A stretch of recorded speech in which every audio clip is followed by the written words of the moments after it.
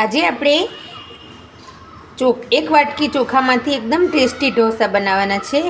તો મેં આજે આપણી ખીચડીના ચોખા આવે છે એ આપણે એને એક વાટકી લઈ લેશું આ રીતે. પછી એને ધોઈ લેવાના બરાબર.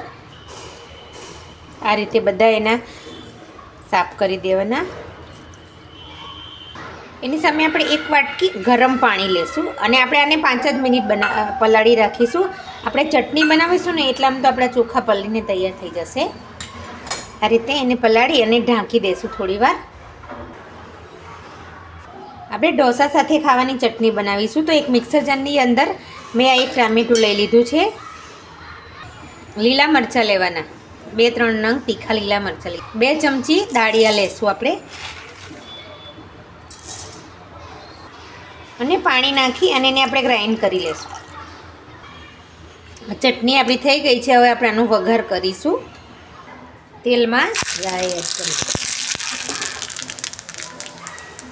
લીમડો,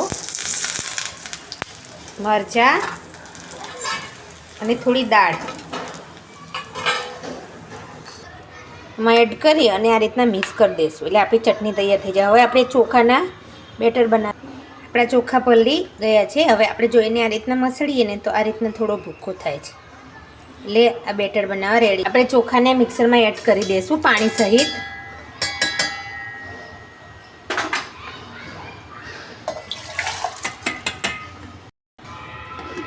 ગ્રાઇન્ડ કર.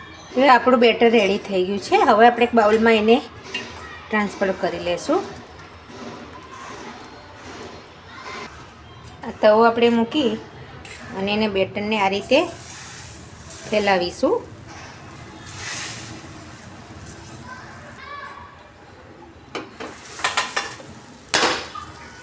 આ રીતે આપણો મોટો ઢોસો તૈયાર થઈ જશે અને એકદમ ક્રિસ્પી થશે.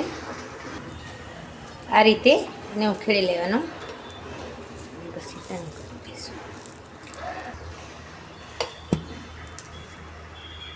આપણો ક્રિસ્પી ઢોસો તૈયાર છે.